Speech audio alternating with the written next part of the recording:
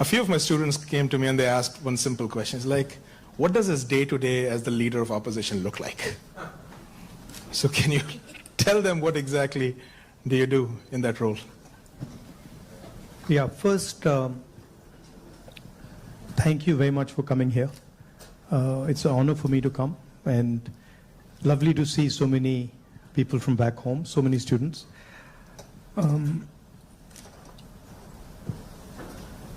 See, opposition, at its heart, is the voice of people. So,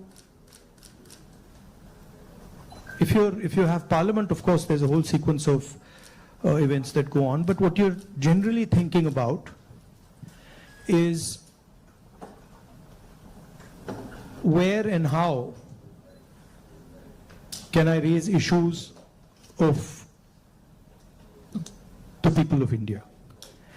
And you're thinking from a individual perspective, and you're also thinking from a group perspective, you're thinking from a industry perspective, you're thinking from a farmer perspective, and the important thing is that you do it sensitively and after listening and understanding carefully.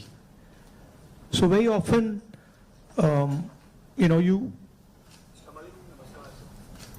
you see an issue in the beginning. When you're new to politics, you see an issue and you're like, oh, that's what the issue is. But when you go into a little bit of detail, you realize that there is nuance and complexity. So understanding that nuance and then planning your day according to that, that's how it generally works. Parliament, of course, you go there in the morning, and then it's like a war. You go in and then you fight. It's a pleasant war. It's reasonably fun at times. It can get nasty also, but it's a war of ideas, war of words, and we are trying to put our point of view across, and the government is trying to suppress our point of view. So that's how that works. And then there are a lot of people who come and see you, different types of people, party people, business people, farmers, these type of delegations. So you're constantly listening to what they're saying.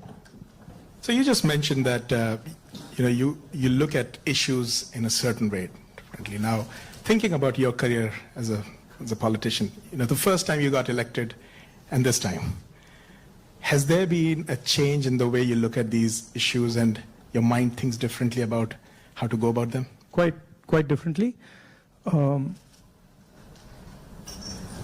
Now, I'm coming to the conclusion that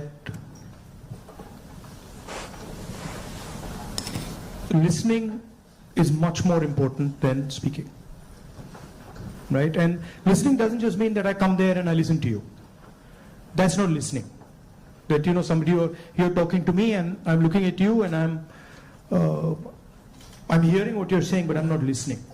Listening is a completely different thing. Listening is putting myself in your position. So if you're a farmer, going into the person's life, going into the person's day-to-day life, and then understanding what he's trying to tell you. So listening is fundamental. And then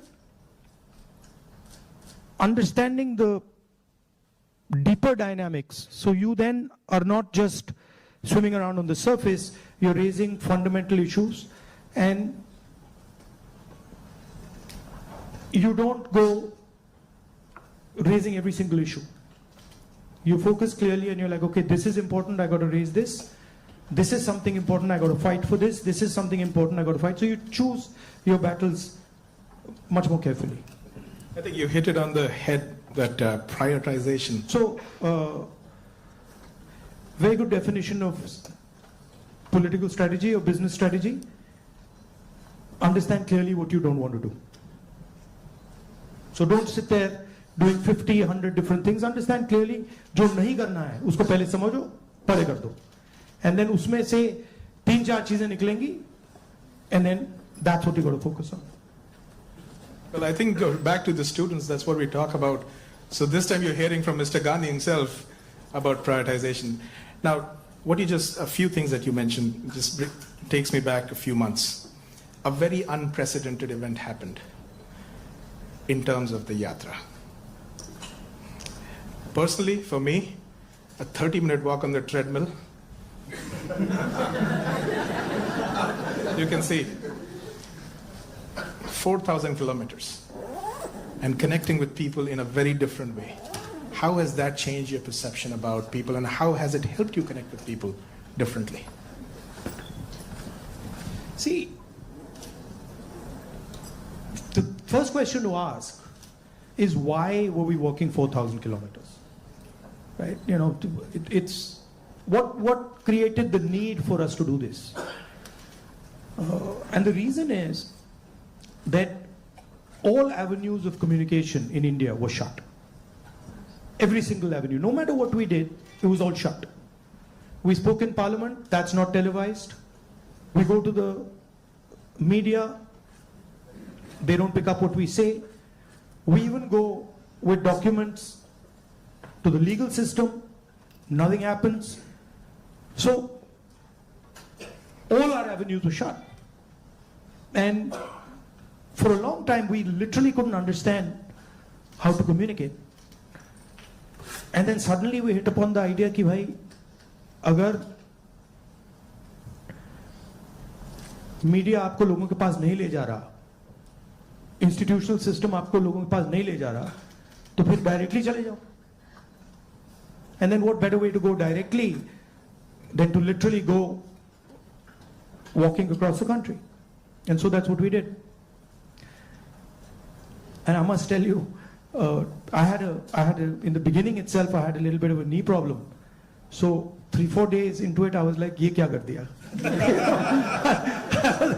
I was like, you know, because you get up in the morning, I go running, and so you get up in the morning and you say, "Okay, I'm going to go run 10 kilometers," and they're like, "ठीक है," and then you get up in the morning and you say, "I got to walk 4,000."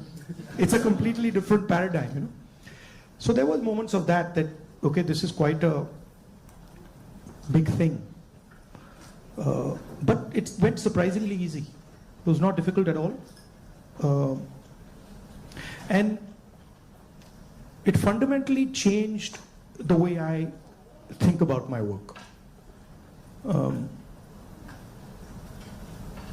I would say that it completely changed how I view politics, how I view our people, how I communicate with our people, how I listen to people, and not just me. There were many people involved in the yatra, and all of us. And to me, the most powerful thing that happened organically, on its own, we didn't actually do it, it just happened, was that we introduced, certainly for the first time in India, possibly for the first time in many, many countries, the idea of love in politics. And this seems strange, you know, it's a strange thing because you look at the political discourse in most countries and you will never find the word love in that discourse. It just doesn't exist anywhere. You'll find hatred, you'll find anger, you'll find unfairness, you'll find corruption, you'll find all these words. But you will never find the word love in the language. And the Bharat Jodo Yatra actually introduced that idea into the Indian political system. And it has amazed me how that idea has worked. So now when you reflect on the yatra, you think about, you know, some of the key moments that happened. Is there any like an aha moment that you want to share with us that you never expected it to happen, but it happened in a positive way? I'll tell you what I realized. And many of you people who are in business school and other public facing spaces, I realized that actually when I was in the yatra, the yatra was speaking on its own.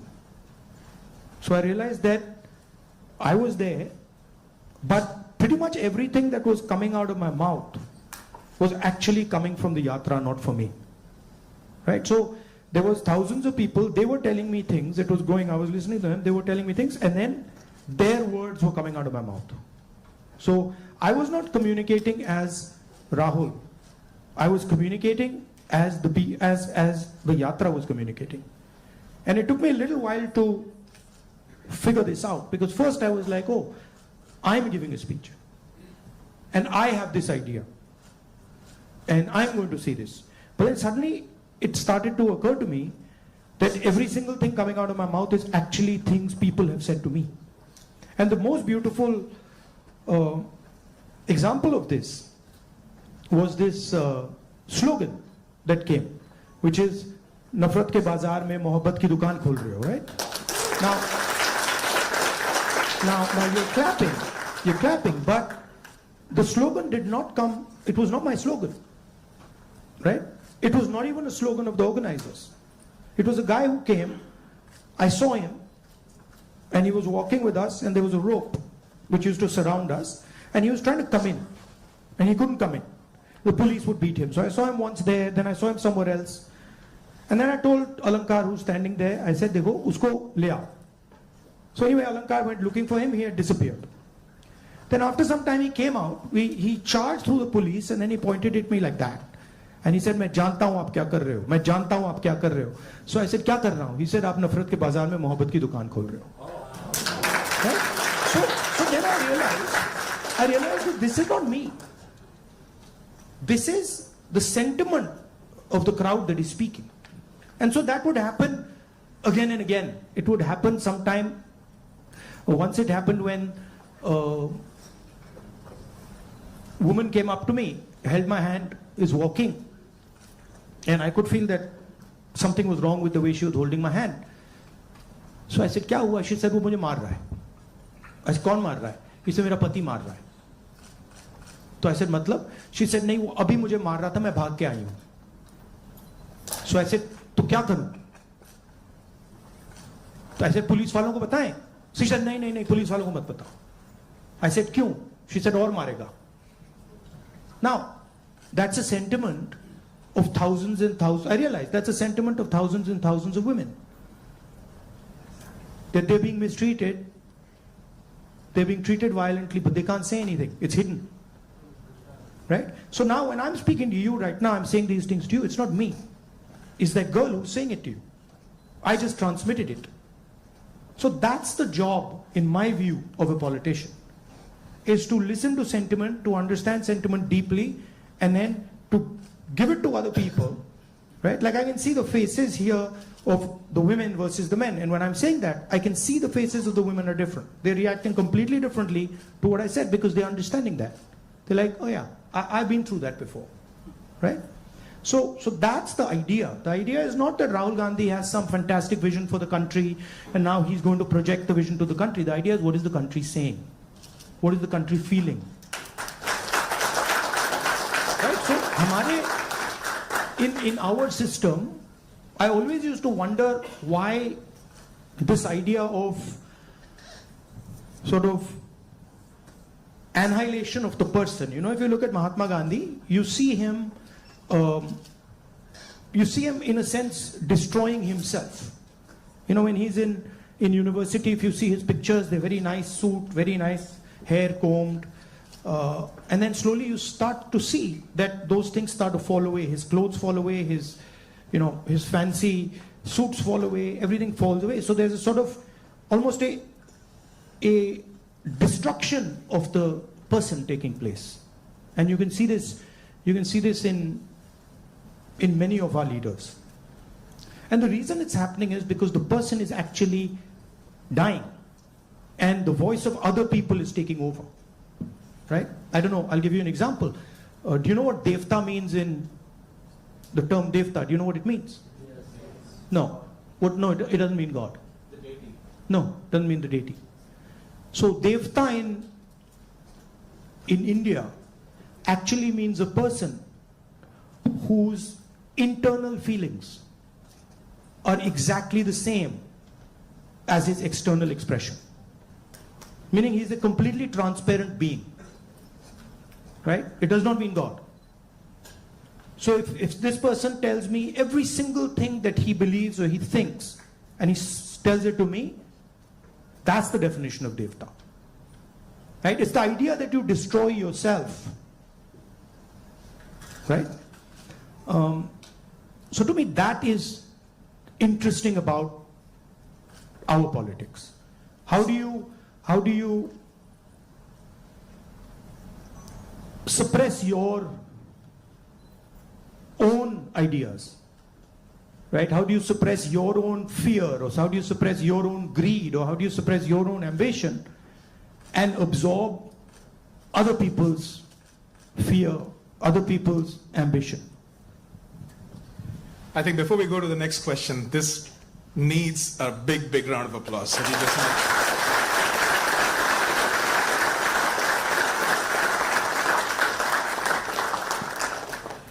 If you look at our big leaders, and historically, and you can see extreme, so you can see a Buddha who's extreme, you can see Bhagwan Ram, same thing,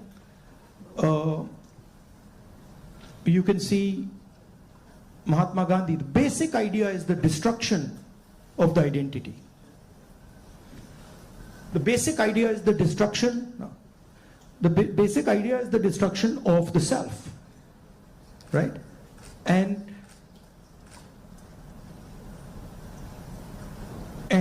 listening to what others are saying. So to me, that's Indian politics. That's the heart of Indian politics, and that's what an Indian leader is. That's how an Indian leader is different than, say, an American leader. An American leader will say to you, listen, we got to go there. I'm going to take you there. Promised land, let's go. Indian leader attacks himself. Gandhi essentially attacked himself. Totally different concept. In some words, in some ways, Bharat Jodo Yatra was an attack on myself. 4,000 kilometer chalna hai, risk hai, goli lag sakti hai, chodo. Let's see what happens. So then that generates a completely different way of thinking and a completely different relationship with people. You know? Idea of Shiva, basically. When they say Shiva is the destroyer, what is he destroying? Himself. That's the idea. Right? He's destroying his ego, he's destroying his structure, he's destroying his beliefs. So Indian political thought, Indian political action is all going inwards. But I mean, I think we might be getting too philosophical. So a good scientist is also that. I agree. Or a good engineer is that. Good yogi is that. In fact, if you're good at pretty much anything, you are destroying yourself in some way. I need a pause for that. I need to pause. One of the important threads in this fabric that we talk about is the youth, and they have a very strong role to play. And especially when you look at US and India, and I see all the students that come in, you know, one of the greatest joys for us here is to work with our students. They just energize us beyond limits. More than 300,000 of them are in the US. About 4,000 of them from India are here at UTD. Where do you see them playing a role in the large scheme of things that India is poised towards? These ambassadors who are sitting here, and of course there are some who have come before and are doing great things here in the US.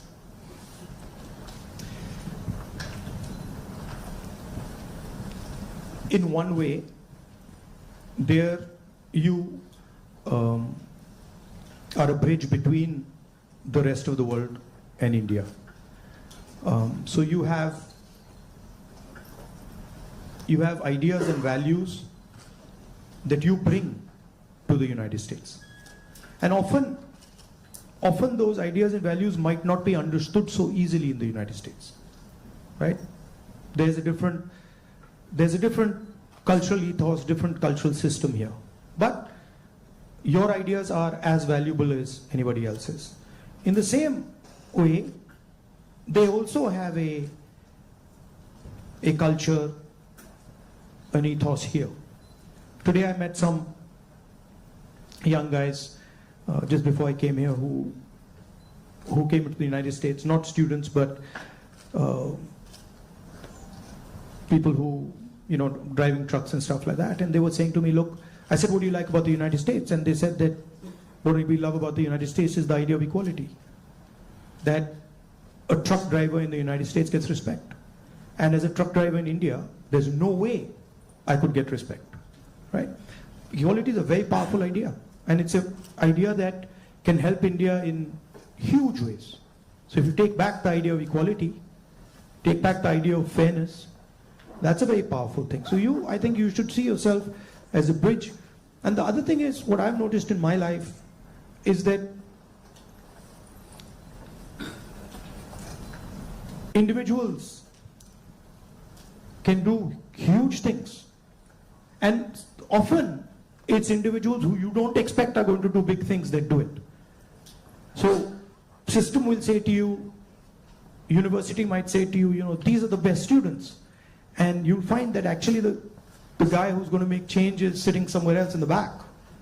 And the university has a way of, making that person feel uncomfortable and said, you're not doing well, your grades are not, you're not getting a 4.0.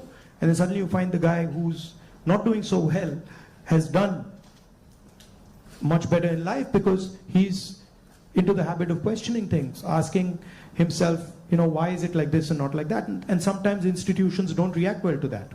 If they see you always asking questions, they might say, yaar, disturb kar raha hai isko, chup karo, piche beto, piche bhejo.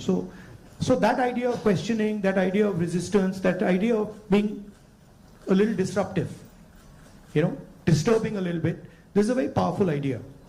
I use it in my work also. The idea of creating a disturbance. The Bharat Jodo Yatra was a disturbance. Politics is going on like this, let's disturb it. We don't like the way it's going on, we want to do it like this. So I think that's powerful. If you understand the culture you're operating in, understand your culture, and then have this sense of, how can I do something to bridge it, how can I do something to disturb it, it's powerful. Talking about the same youth, I think the life of anybody who's young and is in some, like their 20s, the life is like a soap opera. Every day there is a new challenge, there is something that is... It's the life of somebody who's in his 50s, 60s, 70s. The soap opera continues. It's not that the soap opera stops at 30, let me tell you. In fact, in many ways, the soap opera becomes much more dramatic later. Multiple soap operas start up. But so they have concerns. They have concerns about doing well in life. They're starting off maybe a professional career. They have questions about whether they'll do well or not. Employment also happens to be a key area and I feel across the world right now the youth is kind of rippling through that, a phase where there are questions about where they will land professionally from an employment perspective. So when we connect any sentence which has the word youth and employment in the same sentence, it's a cause of worry at a lot of places at a lot of different levels. What do you have to say about employment and our youth? See, first of all, let's be clear. Not everywhere on the planet has an employment problem. Okay? The West has an employment problem. India has an employment problem. But there are many countries in the world that don't really have an employment problem. China certainly doesn't have an employment problem. Vietnam doesn't have an employment problem. So there are places on the planet that are not struggling with unemployment. There's a reason. If you look at the United States in the 1940s, 50s and 60s, they were the center of global production. Anything that was made, cars, washing machines, TVs, all made in the United States. production moved from the United States, it went to Korea, it went to Japan, eventually it went to China. And if you look today, China is dominating global production. You go to India, you look at the phones, you look at the furniture, you look at clothes, you'll see on the back, made in China. That's a fact, right? So what has happened? The West, America, Europe, India, have given up on the idea of production. And they've handed it to China. The act of production creates jobs. What we do, what the Americans do, what the West does, is we organize consumption. Okay? Uber is organizing consumption. Okay? Foxconn is organizing production. Mahindra organizes production. Bajaj organizes production. These are the guys who create the jobs. And that is the problem. You're never going to employ India using IT, using consumption. It's not going to happen. So India has to think about the act of production and organizing production. And India has to, it's not acceptable that India simply says, okay, manufacturing, what you call manufacturing or production is going to be the preserve of the Chinese, it's going to be the preserve of the Vietnamese, it's going to be the preserve of the Bangladeshis, right? Bangladesh completely outcompetes us in textiles. Regardless of the problems they're facing right now, they wiped us off. They wiped us clean in textiles, right? So we have to reimagine how to produce in a democratic environment. Until we do that, we will face high levels of unemployment. And frankly, it's not sustainable. So you're going to see that if we carry on down this path of forgetting about manufacturing, you're going to see massive social problems coming in India and in the United States and in Europe, right? The polarization of our politics is because of this. We're getting ready to ask a few questions from the audience. Can we have the runners with the mics? But while we do that, Rahulji, in this, what you just spoke about, that even if people are fine with the way their jobs are and they're secured, we have a new challenge in the name of AI. And there's a lot of fears around that AI is going to take jobs away. Do you feel so as well? Again, see, every time you get a new technology, the argument is made that it's going to take jobs away, right? When computers first came, it's going to take jobs away. When calculators first came, it's going to take jobs away. ATMs came, it's going to take jobs away. Okay, this is a fact. Now, what happens is, it does take jobs away from some people and then transfers them to other people, right? So, I'm not of the view that jobs will vanish, but different type of jobs will be created and different types of systems will benefit more or less, right? I think, for example, the IT industry in India is going to have a real big, serious problem because of AI. But I don't really think a Bajaj making scooters is going to have such a big problem, right? So it's going to hit different people differently.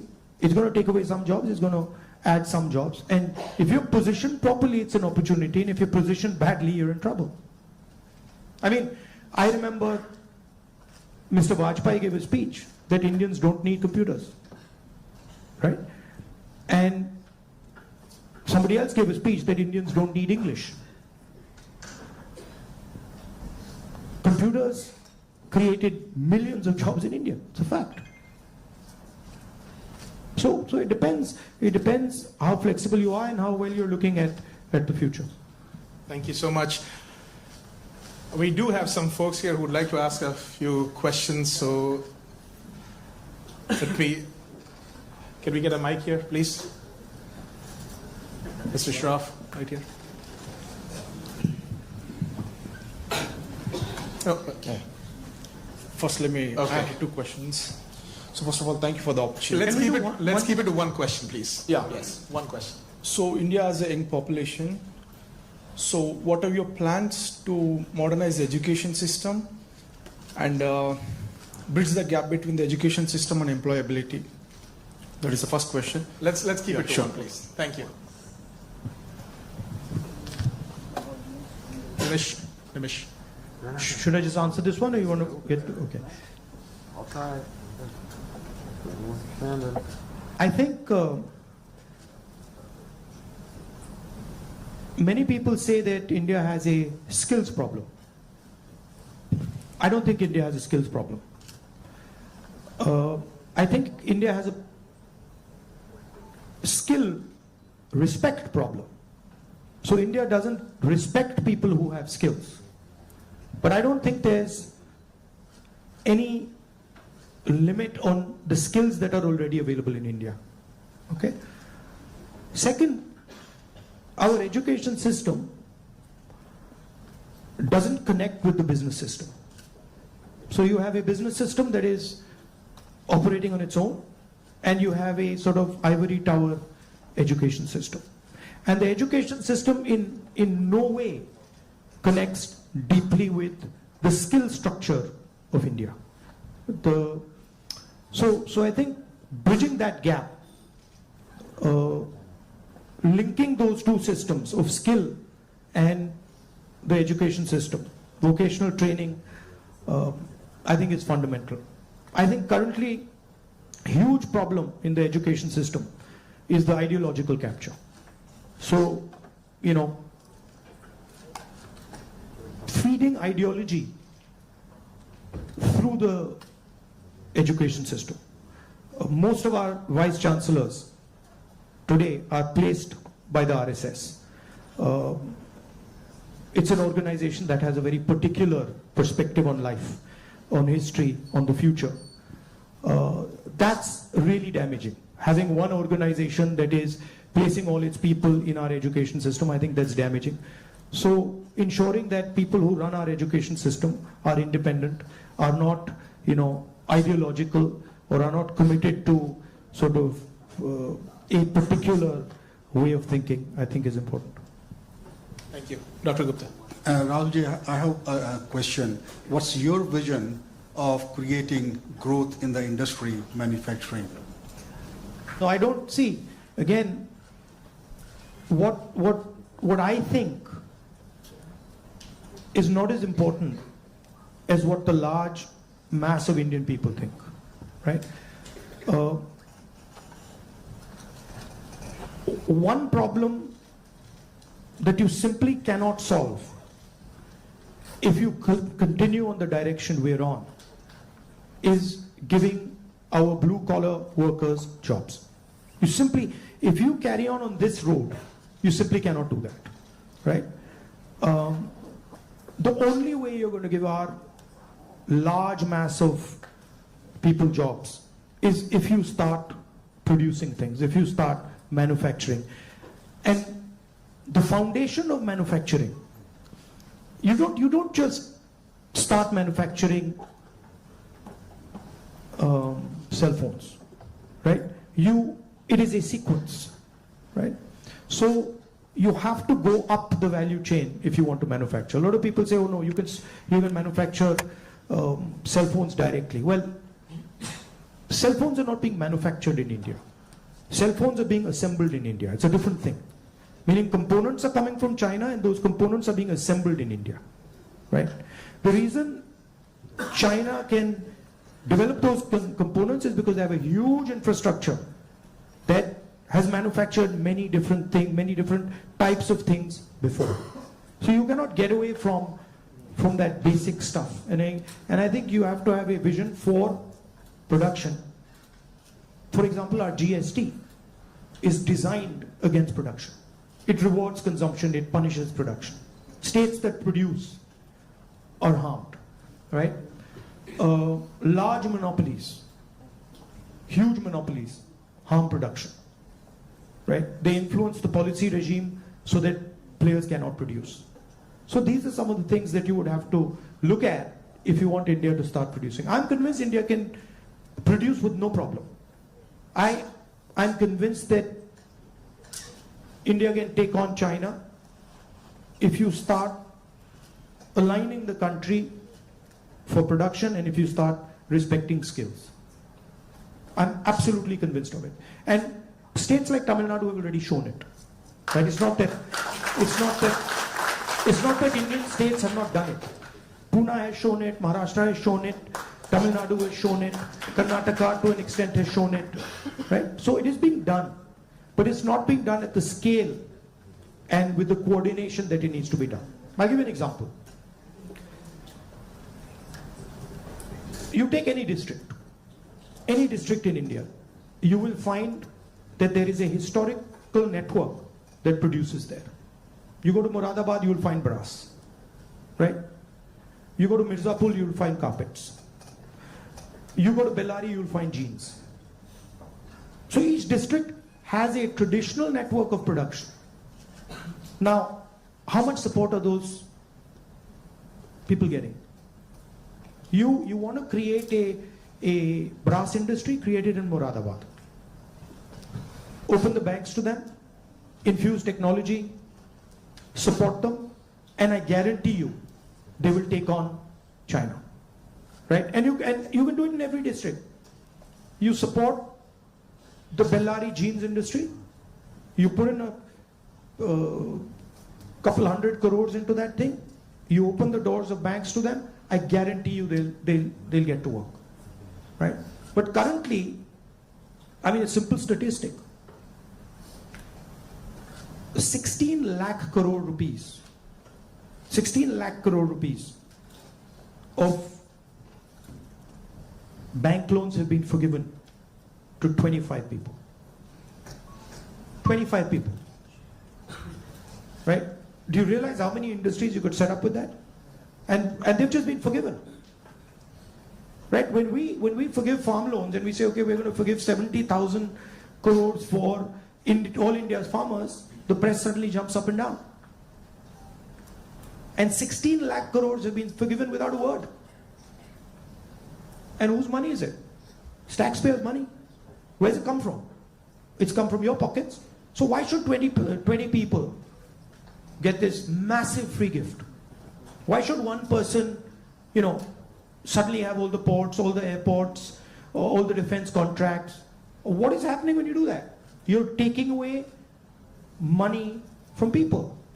Instead of having one business that runs all the airports in the country and one business that runs all the ports, you could have 10, 15, 20. Right? So it's all destruction of economic activity. Thank you. We can take something on this side. Can we have the mic? Can we please have the mic here? Rakshit, go ahead.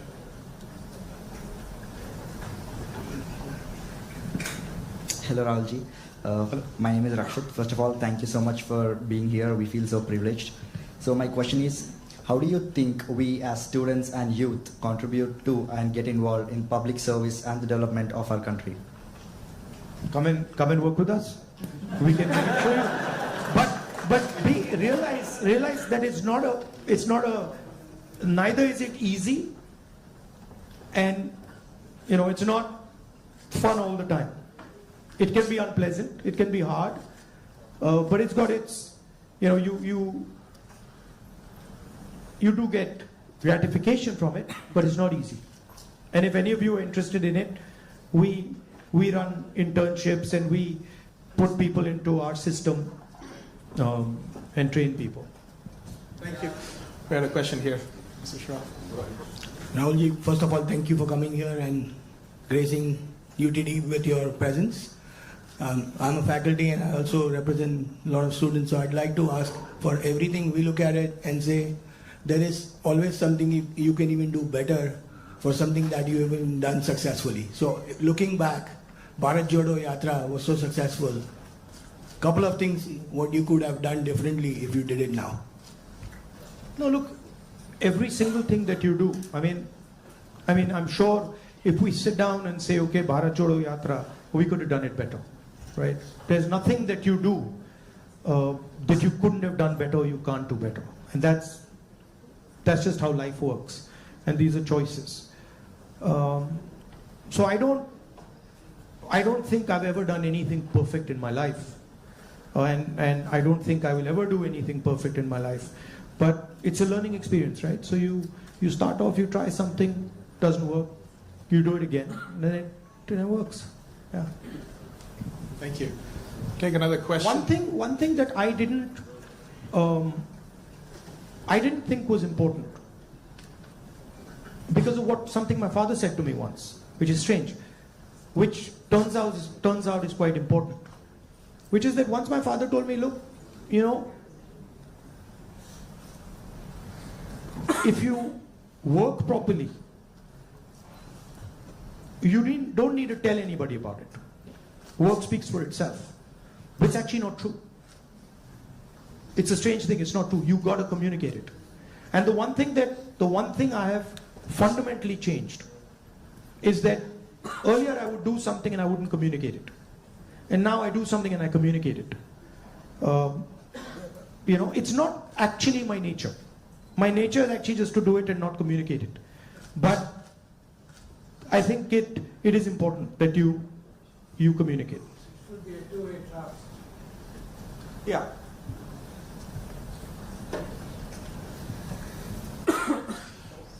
All right.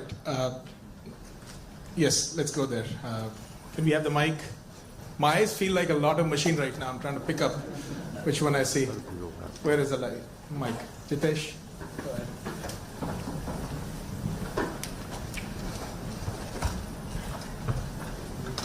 Thank you, Rahulji. So, as my friend Rakshit was saying, like public into service or public into politics, which one you prefer? Like one Indian youth should be more into service or like complete into politics? Look, don't have a rigid idea of what political action is. And in the same way, don't have a rigid idea of what service is. Those two can overlap, right? Politics is much broader than fighting elections or giving speeches, right? Politics is about influencing how people think, and you can be very political and not be directly involved in the political system, right? Or you can be deeply involved in the political system and not be doing politics at all. So I don't think you should think that those are two different avenues. You should do what you like. And in what you like, you can do politics without a problem. I think we have time for another couple of questions, right? So, Dr. Mehrotra, can we have the mic here, please?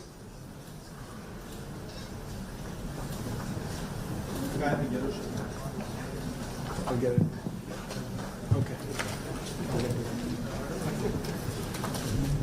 First off, thanks a lot for being here. It's a rare opportunity and we're truly grateful.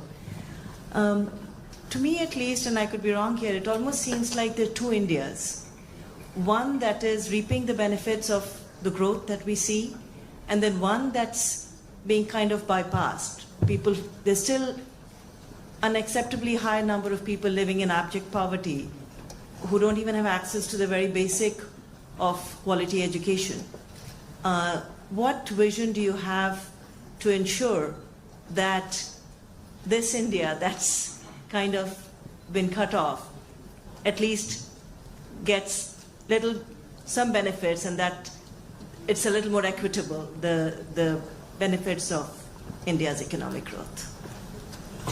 There are clearly two Indias, and very small percentage of people benefit from India. The vast majority of people don't benefit from it.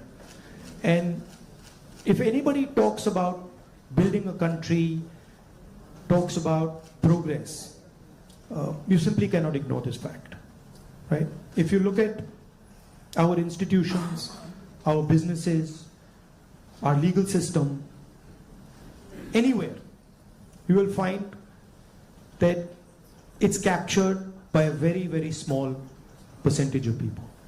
Now, one of the things that I keep saying is that in the 21st century, you need data. And you need to understand the extent of this capture. I think when people actually understand the extent of this capture, they will be shocked, right? And so, for example, the idea of a caste census is a way of shining the light on this capture, right?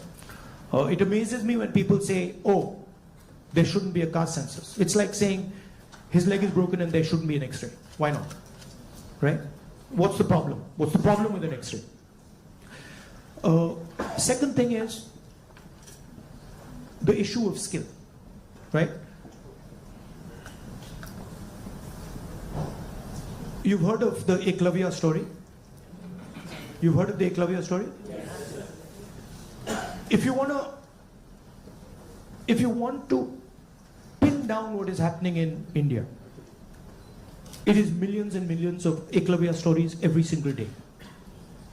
The people with skill, their thumbs are being cut off. They're not being allowed to operate. They're not being allowed to thrive. And it's happening across the board. So, respect for skills, supporting skills financially through technology, that's how you'll unleash India's power. You're not going to unleash India's power by empowering 1%, 2% of India. And, you know, it's not interesting for me. So, I'm very passionate about this. I'll give you an example. Some time back, when we were in government, we were talking about skill development. And the gentleman who was running, he was appointed by Manmohan Singh Ji for skill development. He came to see me. And we were having a conversation. And he was explaining to me how he was going to build ITIs. And he was going to put trainers inside ITIs. For plumbing, for hair cutting, for carpentry, for stuff like that. And I was listening to him. And I asked him a question. And what I said was, look, you're building these ITIs. And I gave him an example. I said, let's say you want to train 1 million barbers. Now, in your model, what you're going to do is you're going to have these ITIs, whatever, 1,000 of them across the country, and you'll train these barbers. But that's not where the barbers' skills lie. That ITI is not where the barbers' skills are. The barbers' skills are with the barbers. So I said to him, why don't you do this? Why don't you set up certification centers? And then go to every single barber in India and say, listen, this is what we'd like you to train. For every guy you send to our certification center, we'll give you X amount of rupees. So let's say you have, 1 million barbers in India. And you go to 1 million barbers and you say, listen, you guys have the skills. We want to train barbers. And now start training barbers. And for every guy you train, send him to the certification center. And the moment we find that he's certified and he has been sent by you, we pay you. How long will it take you to 1 million barbers? 2 months? 3 months? Right? He just looked at me as if I was crazy. Right? Because for him, the skill isn't there. The skill isn't the ITI. But actually the skill is with the barbers, with the plumbers, with the carpenters. Those guys have the skill. That's the skill network. So why are you not using it to train? Just recently I was driving past Sultanpur and I walked up to this shoemaker. It was amazing because the guy says to me, I said, what's your biggest problem? He says, I've been working here for 40 years and nobody has ever respected me. So he says to me, the only man who has ever respected me is my father. Right? So I was thinking about this. And then he says to me, there was this scheme. And they said that, they've got this scheme for shoemakers. It was in Lucknow somewhere. So he says, so I, went to Lucknow. And I said, so what did they do? They said, they're going to teach me how to make shoes. He says, but I've been making shoes for 40 years. And I could teach those people how to make shoes. Right? So it's a fundamental disconnect with where the skills are. There's no shortage of skills in India. There's shortage of respect of skills in India. So you want to find the best carpenters in the world, they're sitting in India. But nobody respects their skill. Nobody actually tells them, we believe in you and we want you to build something. Right? So you can't build industry without respecting skill. Thank you. Maybe we are in time for one last question. So the lady here in the stripes, can we mic to her? And I request our ISA officers to come on this side, please, on the stage, while we do that. Go ahead. So as we all know, the female labor participation in India is quite abysmally low, and no country can ever progress or become developed with only 50% of their population working. So what would Mr. Gandhi's plan be for increasing our labor participation of women? It's not just labor participation. It starts with a bad attitude that Indian males have towards women. And I don't mean every single Indian male, but a large number of Indian males' attitudes towards women is just, it's ridiculous, right? So it starts there. And it's a particular way of thinking about women. And you see it, we see it in the political system, we see it in the business system, we see it everywhere. So I'm very big, number one, on political participation of women.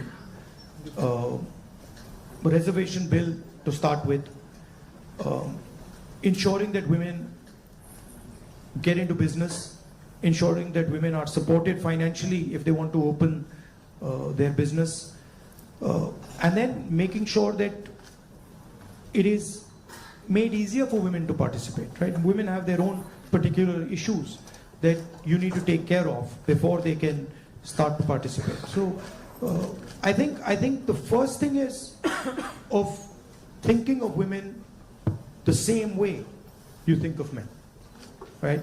That they can do anything men can do, if not better, and that they are equal and better in many, many things.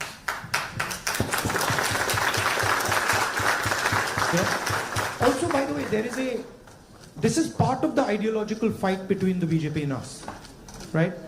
The BJP and the RSS believe that women should be restricted to a particular role. They should stay at home, they should cook the food, they should not talk too much, right? And we believe that women should be allowed to aspire to whatever they want to do. Well, Mr. Gandhi, if I just say that it was great having you on campus, that is a big, big understatement. But can we give him a round of applause?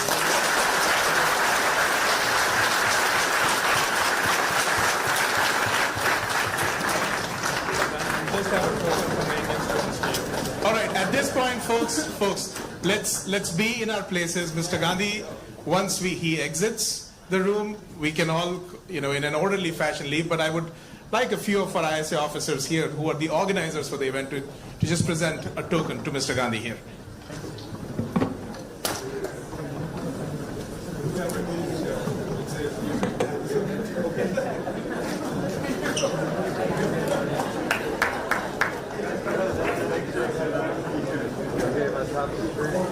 Yeah.